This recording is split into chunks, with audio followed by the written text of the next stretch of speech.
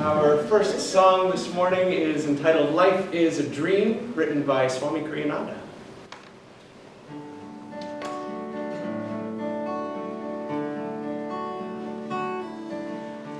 Life is a dream, time like a stream, carries our burdens away. Never despair, joys everywhere, love can befriend you today. Free from all care, like birds on the air, soar above griefs and worries, seek joy and be gay. Often on earth, things of great worth, worldly ambitions defy. Sometimes a friend helps us ascend up from life's cares to the sky. Love is a star, though shining afar. It can guide us and help us toward light to draw nigh. Love is a star, though shining afar. It can guide us and help us toward light to draw nigh.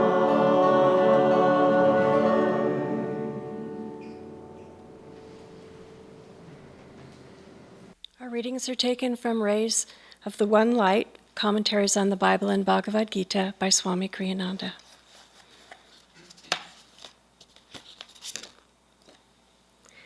This week's reading, The Divine Ascension. Truth is one and eternal. Realize oneness with it in your deathless self within. The following commentary is based on the teachings of Paramhansa Yogananda. In the Gospel of St. John, chapter 14, we read, I am the way, the truth, and the life. No man cometh unto the Father but by me. What is this I when spoken by a master who has conquered every vestige of ego consciousness? Therein lies the mystery of true scriptural teaching. That I is no I. Does it even exist? In what ways is it different from the consciousness that animates other human beings? Jesus was not saying, look at me, don't look at other masters. He was saying rather, look at the divine self that is the essence of who you are, your very self. You are that I. No man cometh unto the divine consciousness except by first recognizing his own intrinsic divinity hidden behind his delusive ego. The Bhagavad Gita in the 4th chapter states, O son of Pritha, in whatever way people accept me, in that way do I appear to them, for all men in some way pursue the path to me. Meditate on the divine incarnations. Their lives and the consciousness animating them will be your stairway to the infinite. Thus, through Holy Scripture, God has spoken to mankind. Om, Om, Om. Hi, everyone. Good morning. It's my opportunity to share with you this morning, and I'm happy to be here. For those that don't know me, I'm Rose, and I'm joined by Surendra and Bharati and Mari, and it's great to see you all. So I am the way, the truth, and the life. Anyone that wants to come to the Father must come by me. That scripture phrase is very familiar to me. For many of you know, I was raised Catholic and went to Catholic school for 12 years and was strongly a part of the church until I left at 21, and then I found this path, became a disciple of Paramahansa Yogananda at 25. And growing up all those years in the Catholic faith, really the doctrine and the culture really shaped who I was and influenced me spiritually, for better or for worse. But I still kind of watch from the sidelines because most of my family is still Catholic, and I really like Pope Francis. So I read an article a couple weeks ago, maybe it was a week or two, about Pope Francis, and his birthday was on December 17th. And maybe some of you saw this, but he was given an image of the Nativity, an unusual image. And in the image was the figurine of Joseph. And Joseph is holding the baby Jesus. And the look on his face is that new father look of smiling, but a little cautious, not sure what to do. And baby Jesus is kind of asleep, all stretched out in his arms. And right next to them is Mary with her halo, pillow under her head, sleeping. And then the name of this nativity image or display is called Let Mom Rest, or Let Mommy Sleep. And Pope Francis talked about it in his talk. He talked about this image being the gospel in action, being the tenderness of the family and the marriage there is what we're striving. It's the domestic gospel, and I found it really interesting. He spent a lot of time, especially this season. I'm not sure before this, but he's a huge advocate of having the creche in someone's home, in a devotee's home, because it invites Jesus into your home. And it reminded me of when I lived in New Mexico for several years, and there's a practice down there with farolitos or luminarias. I'm sure you've seen them. They're paper bags with sand and a light in them. And in New Mexico, you see more farolitos outside people's homes than you do Christmas lights. So we would drive around town looking at the farolitos, and either they were complicated configurations or very simple configurations, but either way, they marked a path to the front of someone's door. And the idea is that it's marking the path. They lit these on Christmas Eve especially. It's marking the path for Jesus to come into your home. And I was thinking about this practice and how sweet it is. And that's how, we're all trying to tune in. Those that are the devotees of Spirit and of God are really trying to tune in during the Christmas season to that baby in the manger and to the Christ teachings. But I thought of this path and of Yogananda's teachings. And Yogananda takes it beyond that. Not only are we wanting Christ to come into our home, our apartment, our house, that's lovely. But what we're wanting to is waken that Christ consciousness within us, that divine awareness that we are part of all that is, and we are part of that Christ consciousness that is represented by the baby Jesus. This passage, I am the way, the truth, and the life. No one comes to the Father except through me. That Father, or you could replace the word by mother, that's the Christ consciousness. That's God. we're all here because we want to be filled with divine love. We want to be filled with joy and peace and calmness and feel that oneness with all that is that we've heard about, that samadhi, that enlightenment, whatever you want to call it, but we're all wanting that. And we need to go between the point between the eyebrows or through the teachings, the pure teachings of Christ, to really get to that.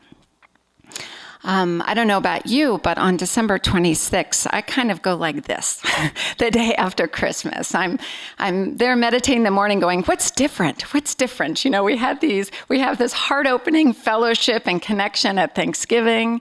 And then we get into Advent and we have the music and we have the singing and the gifts. And there's this camaraderie out there that everyone's, preparing to be with family and friends or traveling. People are trying to choose being nice versus naughty, and there's still this ingrained collective seed thought in us that Santa will come if we're nice, and not naughty. I'm around kids a lot. But it's like on December 26th, the Christmas spirit rug gets pulled out from underneath you. And to me, it felt like God's saying, okay, I gave you a taste of universal love and understanding and peace and generosity and calmness and joy. And now you're on your own. You need to take care of this. It's like the Christ consciousness training wheels are removed and we're on our own, and we need to remember. And I've been pondering this and thinking, well, I don't want to have this downer at the day after. How do I keep that energy up? What do I need to remember? And the first thing I thought that I need to remember is that the baby that was born, that represents, that's the center of that nativity, is an embodiment of the Christ consciousness. That's the Christ consciousness in human form that came to our planet to share with all of us and help us to remember. Yogananda, I was looking for, it's something, one of those things that, at least Christ consciousness, I get it. But sometimes I like to read Yogananda's words.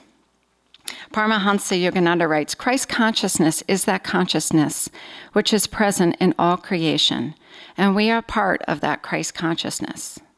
Each intelligence is part of that Christ intelligence. We are like gas jets. We are the little flames coming from the big flame of life. There are many little holes through which that gas is pouring, but under the gas burner is that one flame.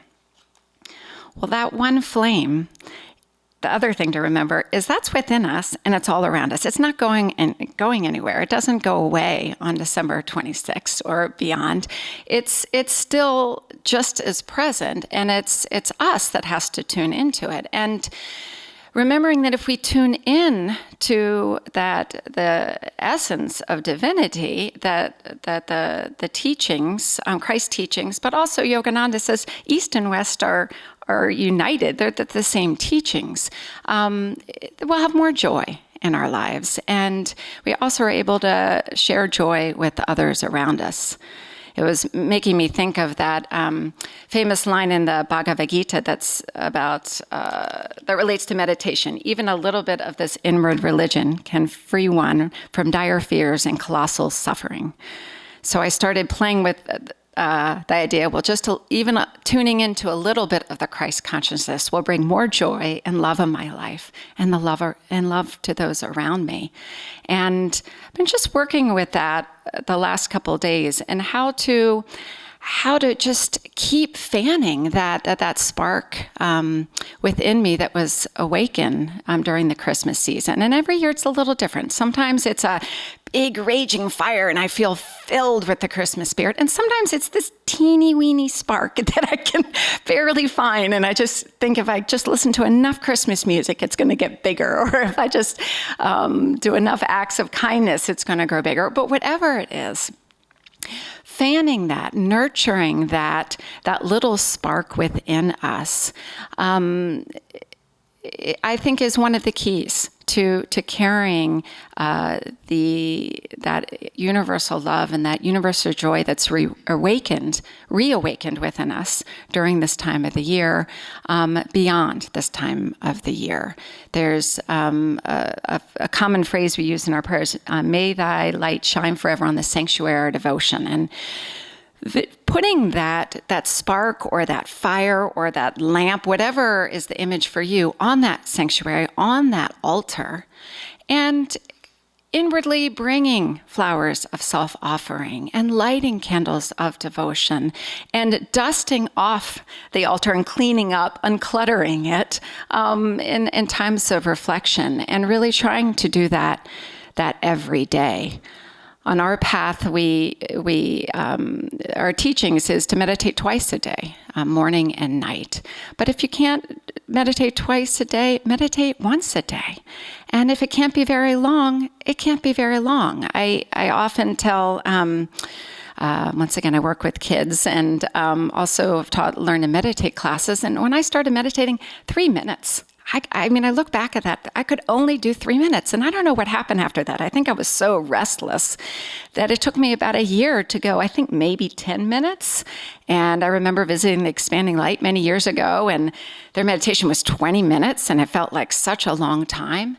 But it's that regularity, it's that constant fueling the fire that's within us when it wakes up, and recognizing that, and knowing what will fuel your inner fire. The other way that I've been playing with thinking about keeping that awareness within me alive is keeping open.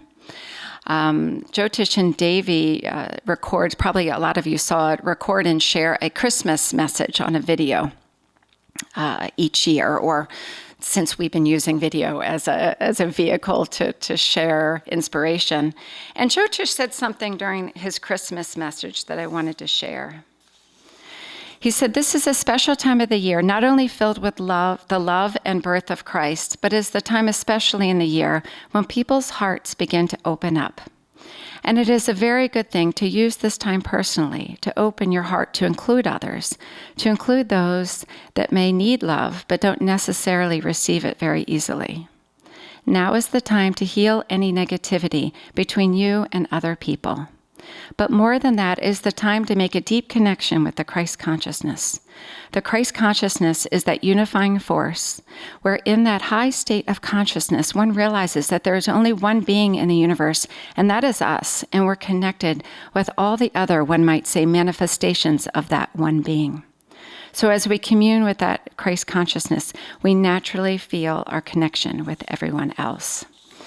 I really appreciated that acknowledging the time of the opening heart, but also the aspect of sharing love with people. It seems like it's easier to do before December 26th. It just feels very natural to give, to forgive, and how to keep that alive in our hearts so that we don't forget that truly an essence of Christ's teaching.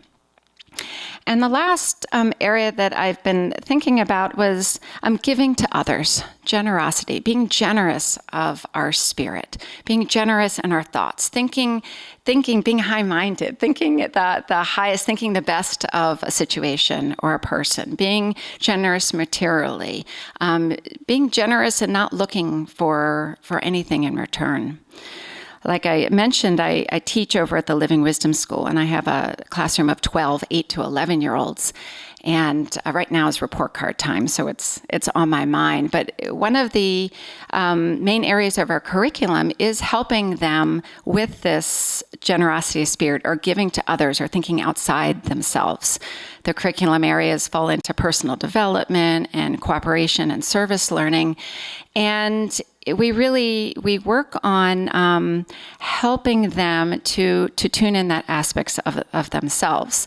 Now, naturally, some children, some of us, it's very easy for us to be generous. It's easy for us to be helpful, give of ourselves, share what we have. But for others of my students, the question is, well, what's in it for me? What do I get? And I tell them that's a total natural, that's a natural question. But when we strengthen that and we indulge it, especially with children, what it does, it strengthens their ego. It strengthens that default position of me. And on the spiritual path, we're wanting to expand. We're wanting to expand our heart. And so keeping our heart open, getting outside ourselves, connects us more with that Christ consciousness than focusing it on ourselves. There's a gentleman, he's not here today, who's part of our Sangha and part of our community, who's from Venezuela. And tradition in Venezuela is to lovingly create a elaborate nativity scene in your home and invite friends and family to your home to witness it, to be with us, to share in its inspiration. And I had his mom, he lived with his mother in the community many years ago, and that's the last time I saw it in their home was about 10 years ago when she was alive. So we sent an email out to the community. I'm sure some of you have gone over to his home and seen it. And I went over a couple of days ago, and it was so amazing. There's the main nativity set, but then there's these different tiers with villages, with homes and town squares and people and animals and angels and twinkly lights and flowers and plants. And it's this amazing act of devotion, inviting not only Jesus into his home through the act of creating this creche and into his heart, but also inviting the Christ consciousness that's within all of us coming into his home as well. And it was sharing in that experience of our connection with God and our connection with the light in one another really felt like the magic of the season. So I'm going to close with a reading from Whispers. Tune us that we may hear thy voice. Volumes of thy Savior voice resound through the loudspeaker of every loving heart. The voice of thy wisdom roams through the ether of space, seeking everywhere hearts that are tuned to ecstasy. Sadly, thy warning sermons pass unheard by souls deafened with the static of sense pleasures. O divine broadcaster, tune our souls, long distracted by the static of our indifference. Fine-tune us with the delicate touch of soul perception. Grant us the privilege of hearing thy magic melodies in the ecstasy of divine awakening. And Surendra would like to share with you as well. Thank you. Thank you, Rose.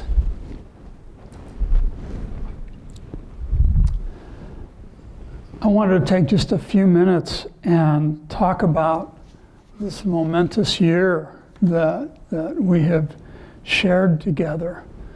A couple of weeks ago, Lorna and I wrote a letter to the entire Sangha, and it was mainly to wish everyone our warmest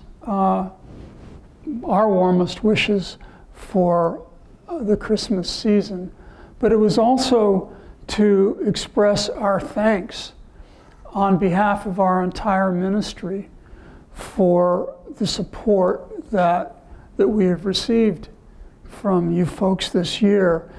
The year began with changes and challenges that were not easy to resolve, either for us or for many of you. And sometimes, difficulties are there to help us grow. And I believe that throughout this year, we truly have grown together. And I want to assure you that whenever adjustments need to be made for the betterment of our path and for our individual spirituality, we're going to do the best that we can to further that, to make that real in your life. And I also want to assure you that our ministry is committed to doing also the very best that we can for all of our entities, the temple and teaching center here, our Raleigh Hills community, Ananda House, and Living Wisdom School.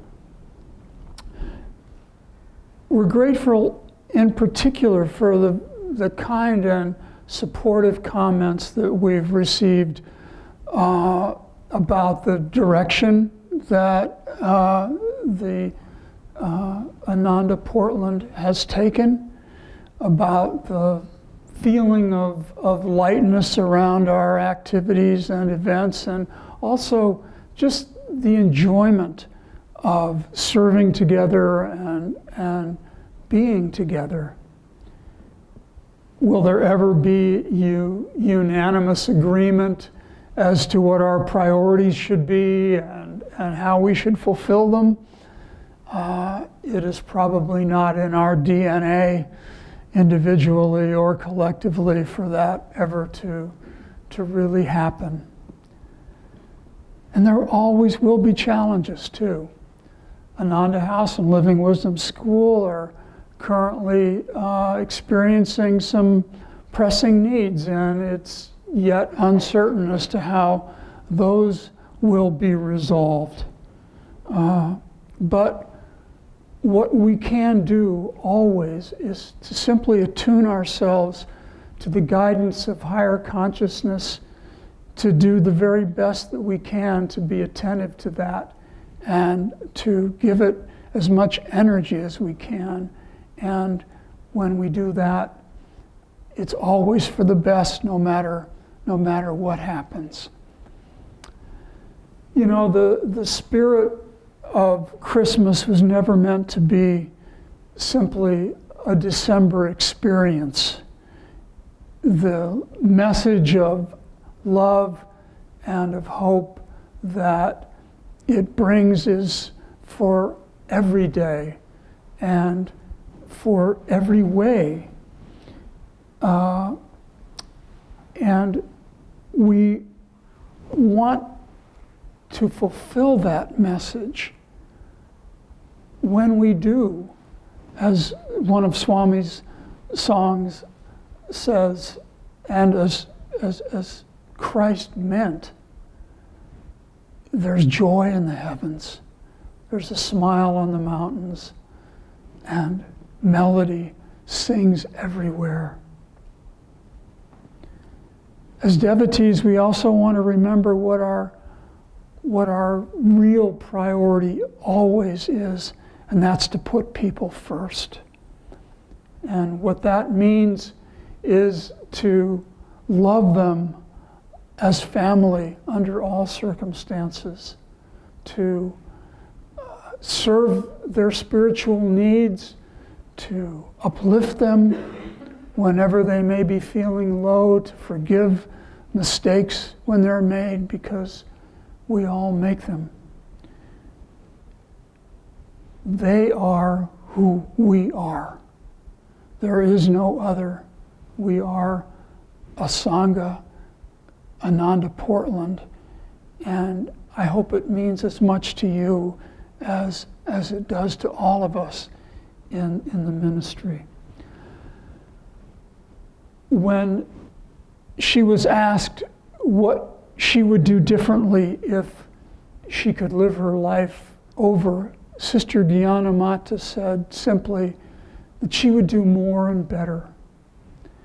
And that is what I hope we're all trying to do, consciously, to give more, to be more, and to look to this new year as another opportunity to be more and better within ourselves and outwardly toward others. We're at the end of this year, and I just want to take this last moment to acknowledge someone else who came to the end of his earthly life just a week ago. Ram Dass. Ram Dass was such a great soul, wise and compassionate, a true friend to truth seekers on all paths. He gave us a 3-word phrase that all but defined a generation: be there now. And when he was asked, why? What are we supposed to be there now for? What is this life really all about? He said something so beautiful that it goes right to my heart, and I wanted to share that with you as you think of this coming year and of all of us, he said, we're all just walking each other home. That's so sweet and so true. We're all just walking each other home. I want to thank you on behalf of all of the ministry and all of us for walking with us. It has been such a wonderful journey. Happy New Year. And now I believe that John is going to give us some more music. Our next song is entitled God, God, God. It is adapted from Yogananda's poem, God, Christ, Guru, and the music is by Swami Kriyananda.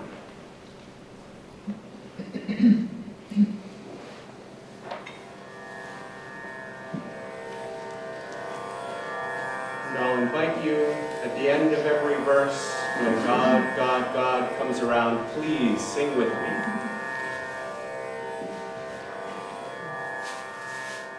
From the depths of slumber as I ascend the spiral stairway of wakefulness, I will whisper, whisper,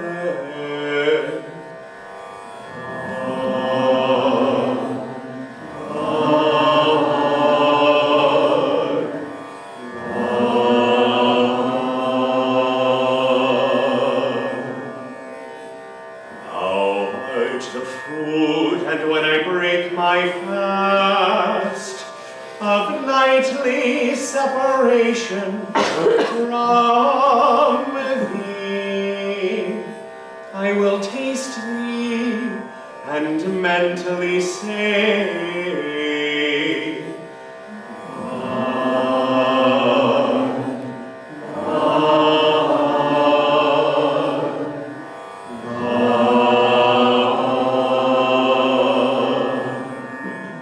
no matter where I go, the spotlight of my mind will ever keep turning on thee, and in the battle din of activity, my silent war cry will be.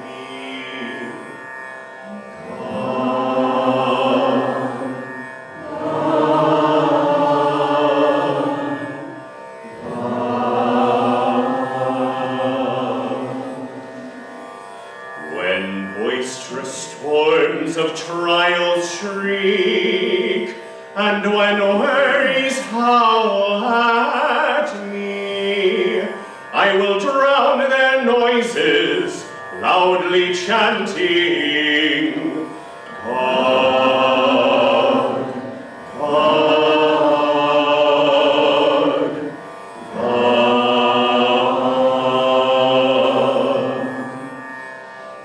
When my mind dreams with threads of memories, on that magic cloth will I emboss.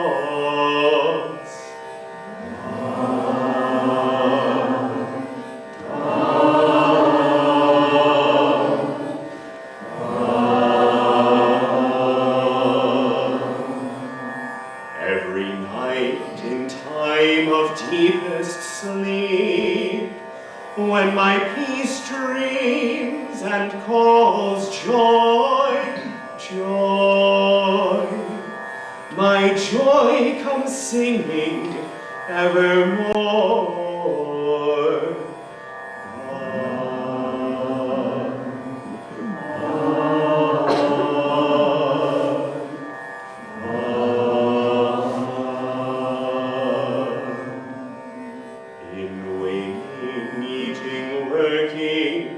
Dreaming, sleeping, serving, meditating, chanting, divinely loving, my soul will constantly hum, unheard by any.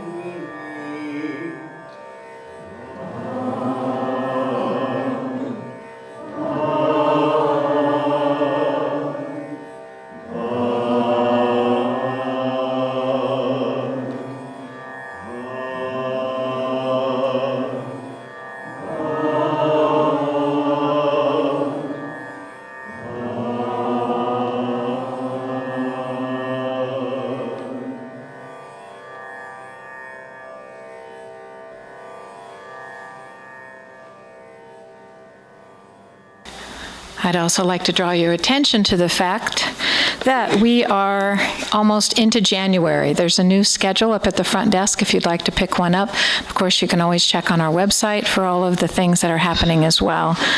The next thing, the end of our holy season here at Ananda is next week, January 5th.